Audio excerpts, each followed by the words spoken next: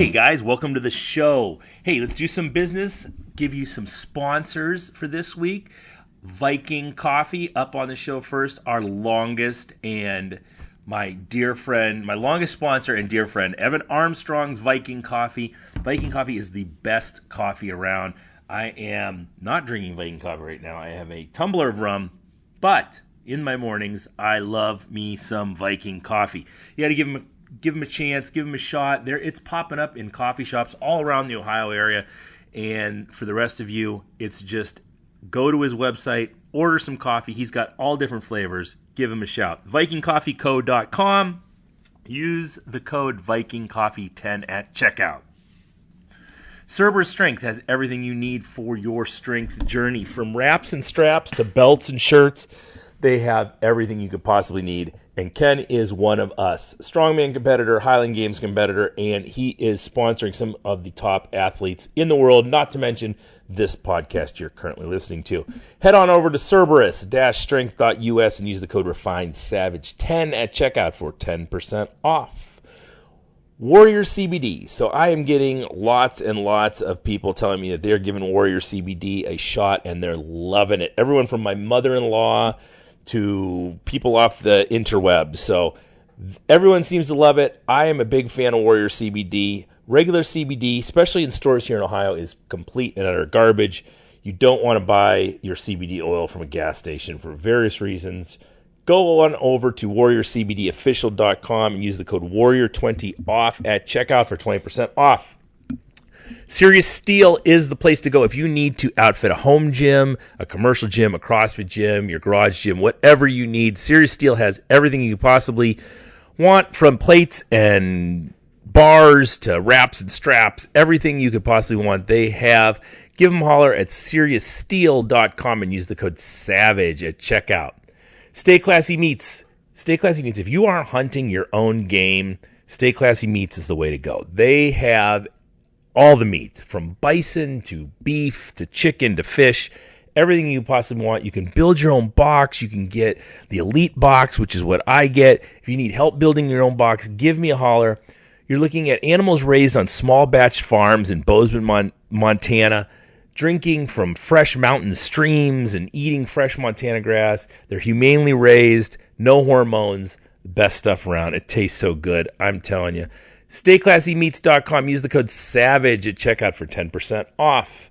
Impact Mouthguards. I've heard a couple of you have bought an Impact Mouthguard and are loving it. So, if you are in a sport where you are in danger of head trauma or in danger of getting your teeth popped out, any kind of contact sport from jiu-jitsu to football, you should be giving these guys a holler.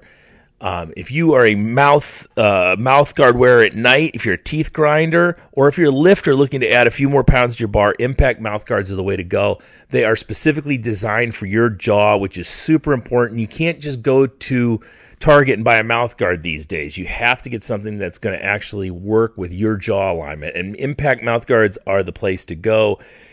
Head on over to impactmouthguards.com. Use the code REFINEDSAVAGE for 15% off. And finally today, the beard struggle. If you have a giant mountain man beard like my boy Fred Lozano or one of you guys out there, you got to keep that thing looking and smelling good. You got to get the products for it. It takes beard balms and beard oils.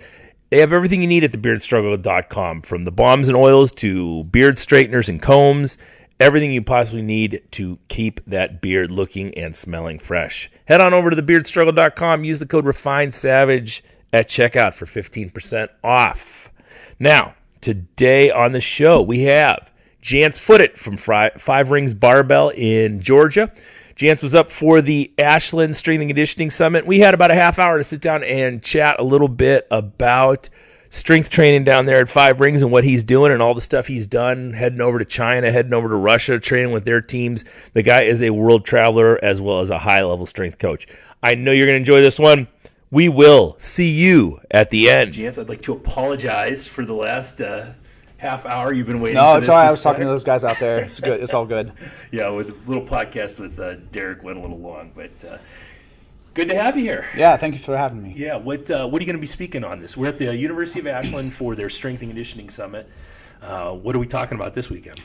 I did an I did a presentation in Colorado about a month ago for a seminar out there for like an annual mentoring Charles Poliquin kind of thing, and it was called "Connecting the Dots from Around the World: Strength Trends from Around the World," and it is me trying to distill over 10 years of my traveling, meeting coaches, athletes, everything that I've been doing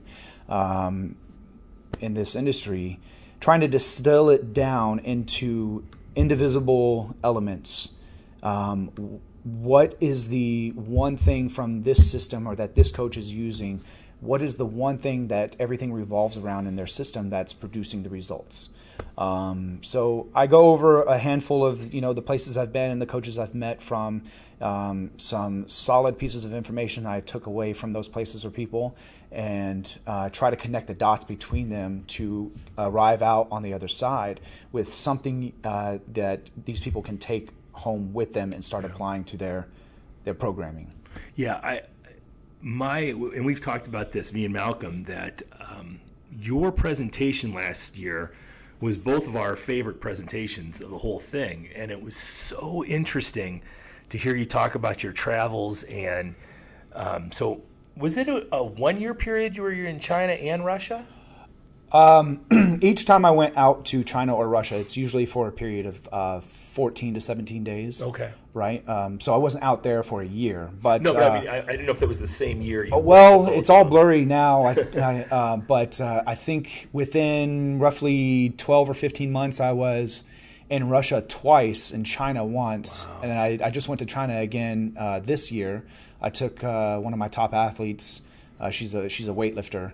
I took her over to China because China's the best, so I take people to the source. I expose her to that kind of training mentality. So since I think when I did my presentation here last time, I had only gone to Russia once and China once. So since I've been here, I went to Russia again and China again. Yeah. When you go to Russia, you're working with Boris Shiko? So the first time I went as a student of Boris Shiko. I brought him over here. I don't remember the year. But I was at that seminar. Right, so I brought him over here. We did tours. We hit up several gyms in the country. I took him to Westside. That was great. Louis and Boris, that was a big moment. And then when he left me, I became his student. I said, Boris, can I be your student in powerlifting? Can you train me for a year? And at the end of the year, I'd like to fly out to Russia and compete, as your student, and sort of, that's the culmination of this year of training. Yeah. So the first time I went out and I competed at a national competition in Russia. I was the only American there.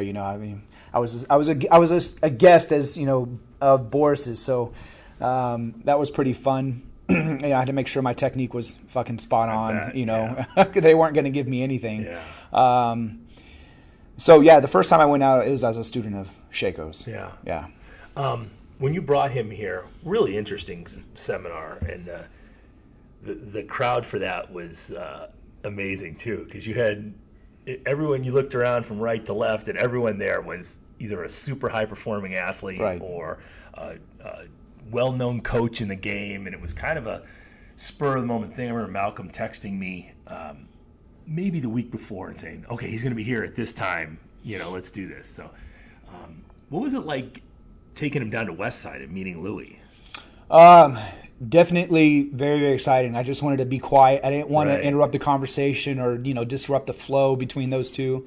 But through a translator, obviously they spoke the entire day. We met Louis, as legend goes. We met him at 6:00 at Bob Evans. Yeah, Bob Evans. It was just them there, and so we sat down. Had breakfast was maybe hour and a half, 2 hours of just them talking, sharing stories, and then from there we went to Westside.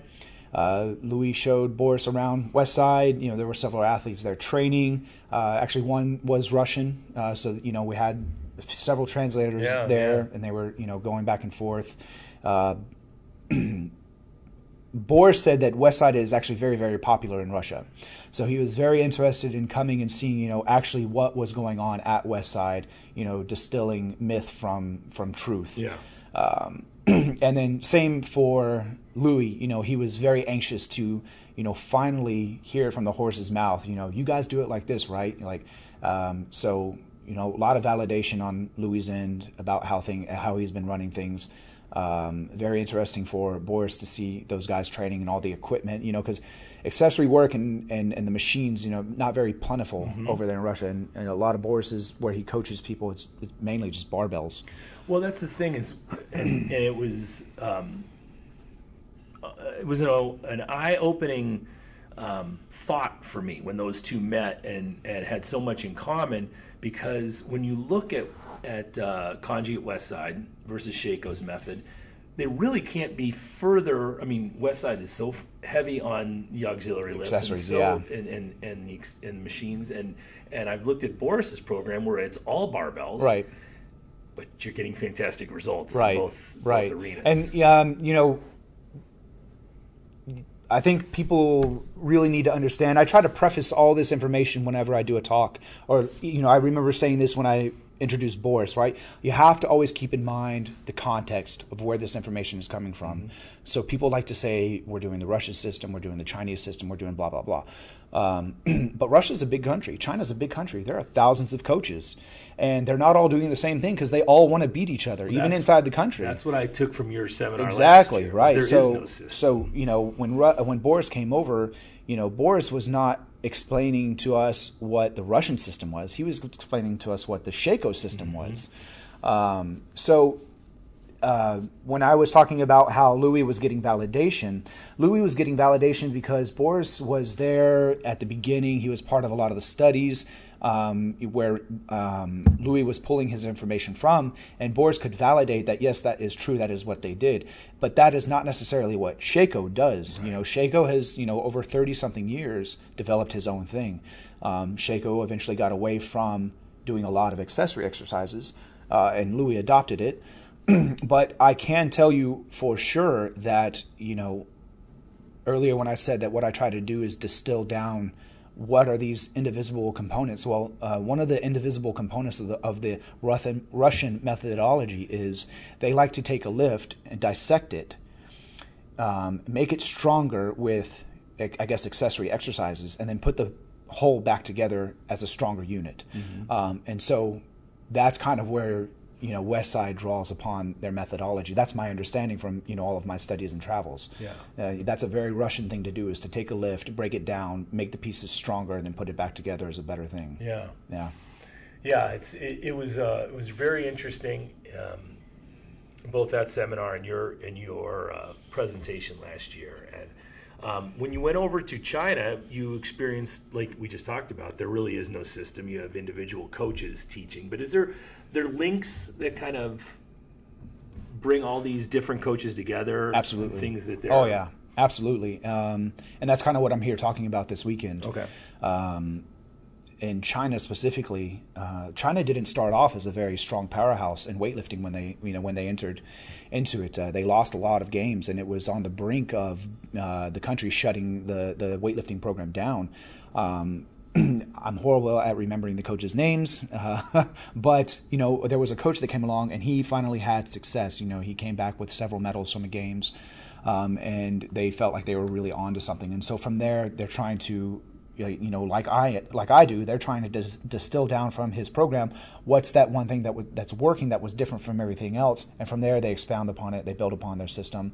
But that's no different than anybody else is doing in any part of the world, right? The thing about the Chinese system is, I don't want to give away too much of my talk, but the thing that connects most Chinese coaches is the average and intensity of their training systems, whereas there have been studies and comparisons made between Bulgarian systems and Russian systems and Chinese systems. The thing that stands out with the Chinese systems is their average training intensity. So they train with heavier weights more frequently. Okay. And that's something that they all try to do there. When I was there the second time, I was around a bunch of coaches that had all taken athletes to the Olympic Games from different years, and all of them say that their best athletes all have to become with training daily at 90% and above. Wow. So very Bulgarian-like in the way they were doing things. Well, in that aspect, yes. But again, there are things about the Bulgarian system that they did, that the Chinese don't do. So, but yeah, very high average training intensity. In fact, it's even higher than the Bulgarian system. Yeah, that's interesting. And in my presentation, I'll kind of go over how they do it, and you'll see how it's a little bit different than the Bulgarian system. Right. How were you welcomed in China when you went over there? I mean, were they open? I mean, were they... Actually, the coaches and the athletes are very, very open. They, you have to keep in mind their social media, their ability to look out into the world is not as open as ours, right? So to them, when an American walks into their gym, they're like, well, where did this come from? And once they learn that I'm there, to learn, because I say, well, you guys are the best. I want to know what you guys are doing. They're very, honored by that. And so then they become very happy to share all the information with me. I left with several programs from, Olympic level coaches. There really is, they weren't all about keeping secrecy or shunning me out or anything like that. Yeah. Does the government have any say in what they show you and what they don't? My questions and curiosity did not peak very much on the political side of it, but I do know that, so in 2020, I'm bringing out 2 of their national athletes to run some camps over here. Nice. But I do know, they're not allowed to travel outside of China until they're off the national team for a certain amount of time. Okay. So in 2020, their time is up. They're free to travel. So I do know that, the government does have some hold on the information and restrictions. Exactly. Right. Yeah.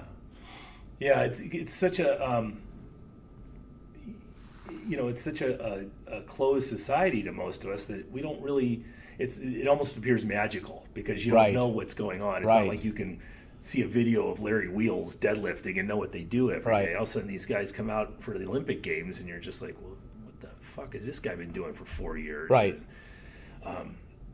Kind of gives you an air of mysticism that they're doing something special. For sure. And I hit on this heavily in my talk. I do. It goes back to trying to find what's the thing that they're doing that's working and demystifying it, taking that element and then learning how to use it for yourself. Here's a better question for you. What aren't we doing what are we doing? And people talk about we've got a few weightlifters now, but we're not medaling yet. What have we been doing wrong in this country as far as Olympic weightlifting? Too much variety. Specificity. With social media, everybody's showing fun things to do, exciting things to do. Everybody's maxing out every day. Nobody's sticking to a program. Like I said, over there, even in Russia, no, not Russia so much. They're pretty big on social media, but definitely in China, those kids are sticking to training programs. They have no idea what their competition's doing. They don't care. They're not logging on to Facebook or Instagram and seeing people having fun in the gym, and now they're tempted to go and do something fun, and they fuck up their entire program because now they're injured or they maxed out 3 times in 1 week or something like that. Or questioning their coach. Why aren't you doing what this guy's doing? Right. And well, there's probably another reason for that in China. In order to coach, you have to have been at least a national level champion. So there's no run-of-the-mill coaches over there, at least in the schools. But for sure, what we are doing wrong is we are doing too much variety. In fact, I say this when I talked about Boris, when I brought him over. Obviously, my gym was the first gym he went to.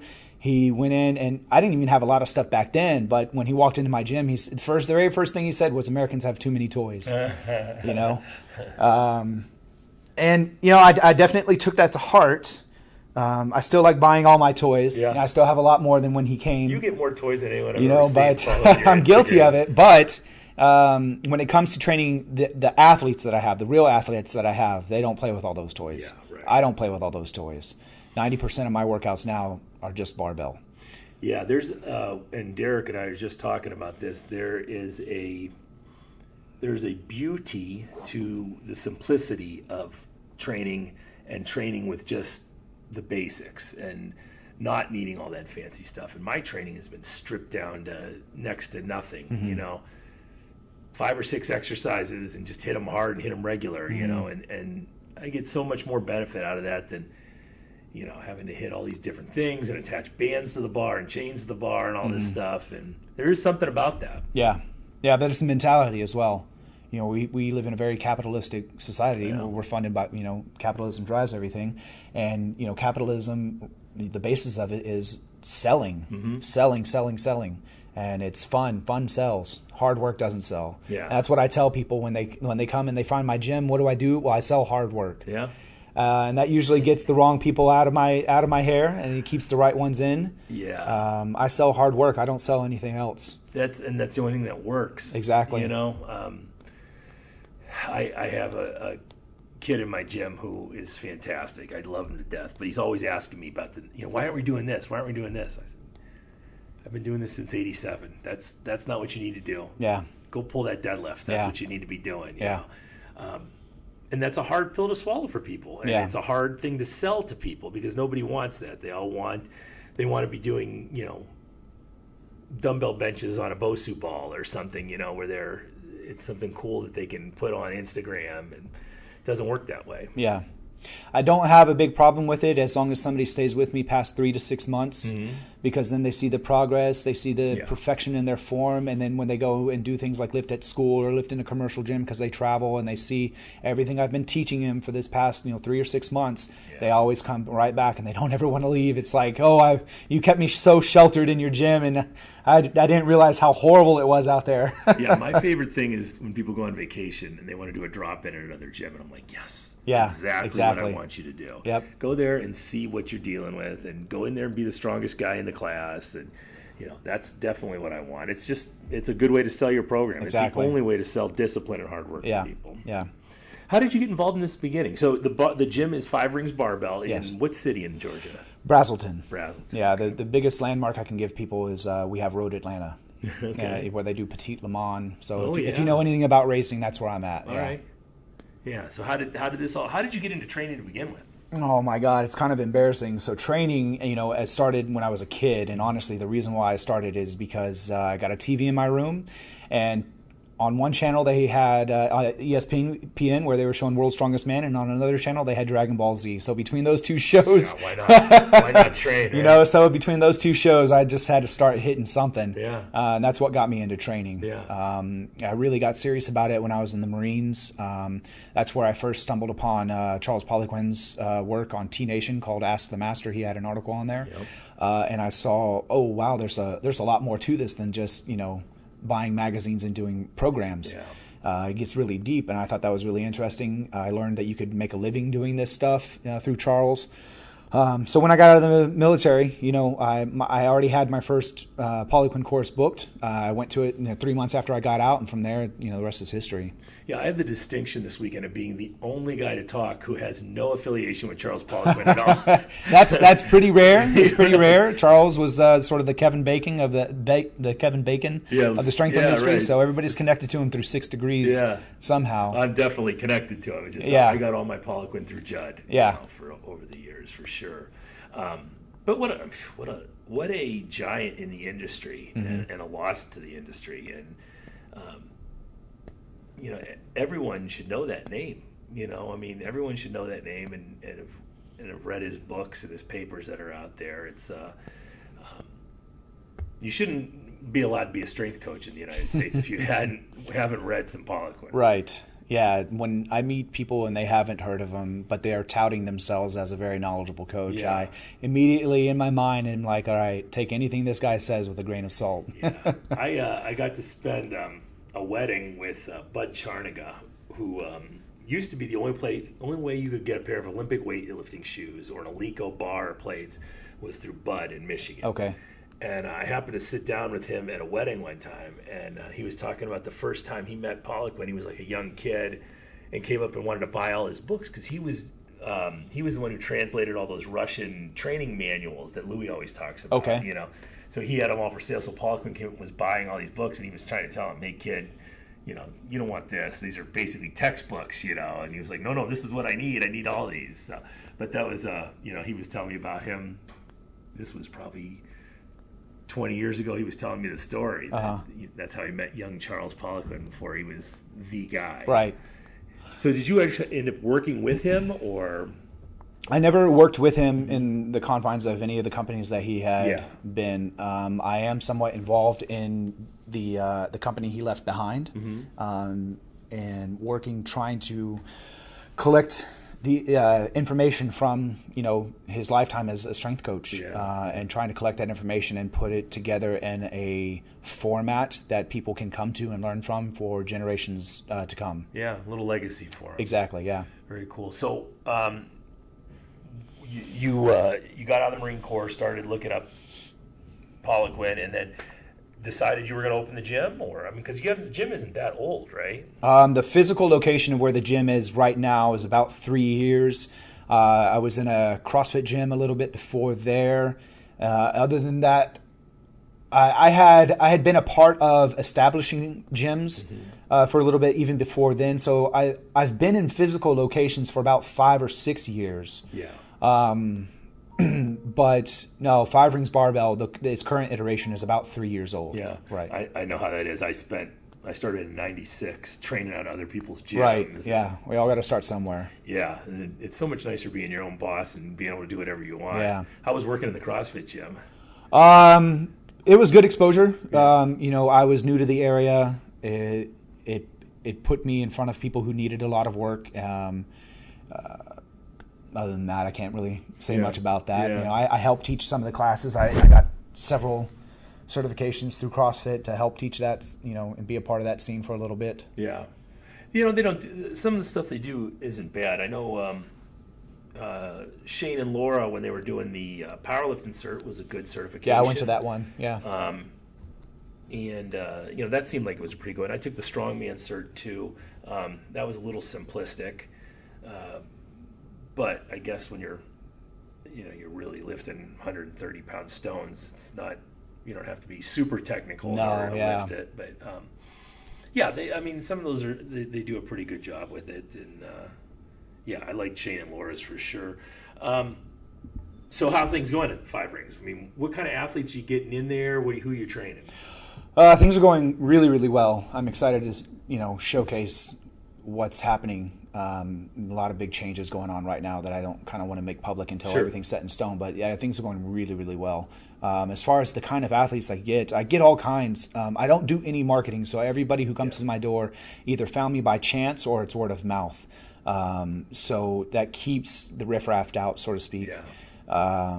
And I get athletes of all kind. I have golfers. I have high school and middle school football kids. I have national level weightlifters, powerlifters, everything in between. Yeah.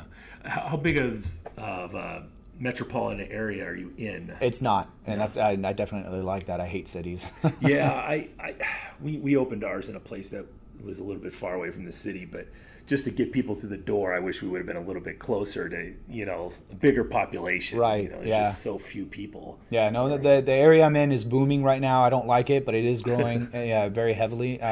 There's no shortage of population. Yeah. Yeah. That's good. And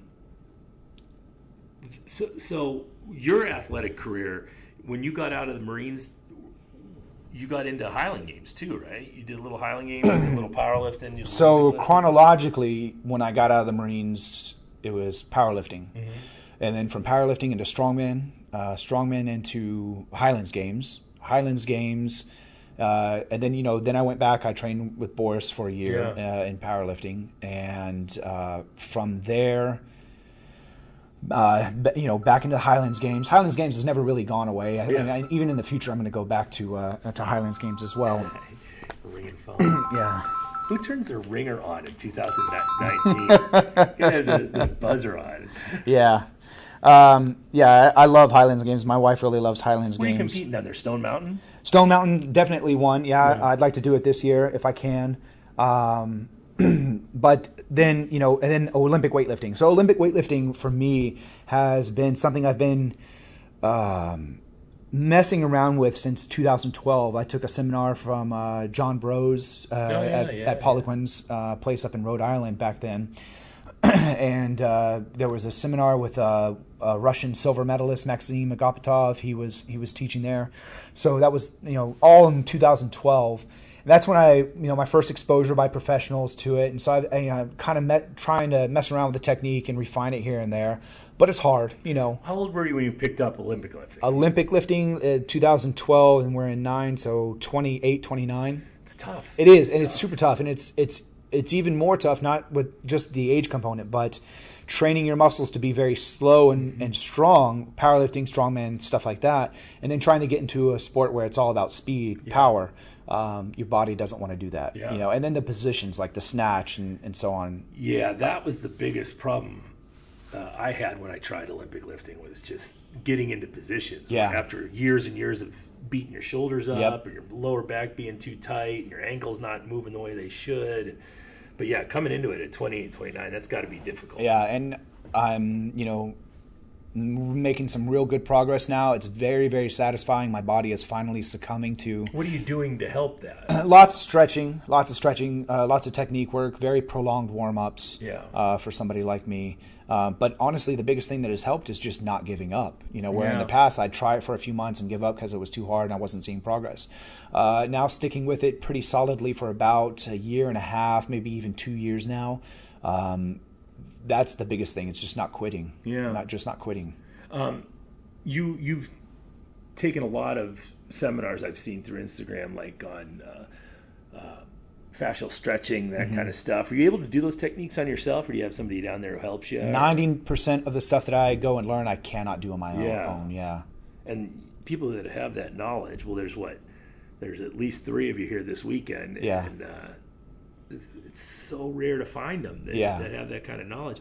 People don't understand that physical therapy is great, but the stuff you guys do with the myofascial stretching and Adrian, I don't know what else you do, but Adrian, when she worked with me with the cupping and the scraping, and it's so invaluable. And you have to have a different way of looking at the body than I think your normal physical therapist or chiropractor or someone. Well, talking about the people who are here this weekend, I think the training background definitely lends particular advantage for people who work with soft tissue. So Derek, Adrian, myself. Yeah. Ryan, and I've seen that, and Ryan, even though, he doesn't know much now. He's like I think Ryan's like a big 10-year-old. 10 is very generous. Super smart guy, but a big goofball. Yeah. No, Ryan's a great guy. One of my best friends. But yeah, definitely having the athletic background puts you in a different league than just a physical therapist. Yeah, it's important to seek those people out. Are you doing work on people who aren't members? Or are you? Every once in a while, I get somebody who is aware of me and they reach out to me for some specific work. It's not very often, but it does happen. Most of mine are just my clients. If you're down in that area, folks, number one, you should be training at 5 Rings. But if you have injuries, my Highland Games people down there, I'm telling you, it's an invaluable resource to have for sure. Thank you. Yeah. Yeah.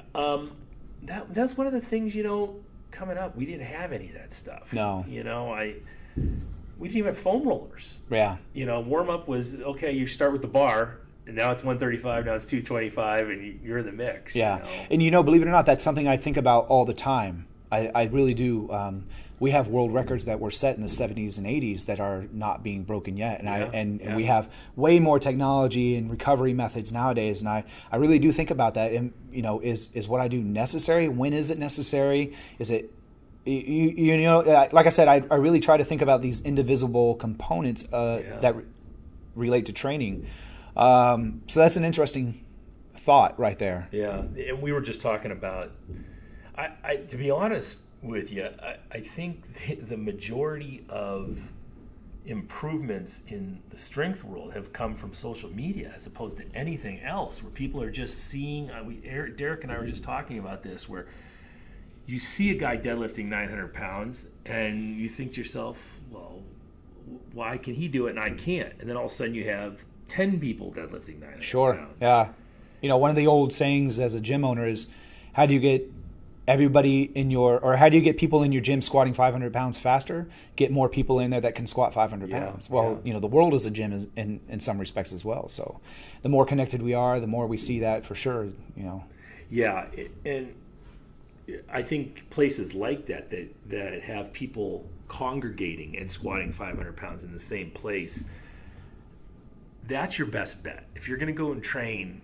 and you want to get better at this, go find out those places and people. Don't buy a $500 program off some fitness person on Instagram, because he might be super jacked or he might be an 800-pound deadlifter. It doesn't mean he knows how to get to 800 pounds. Yeah. But if you get into a gym with 5 or 6 people who can do that, someone's going to be able to help you out. Yeah. Someone's going to understand what's going on. Yeah. Don't have enough of that anymore, I don't think.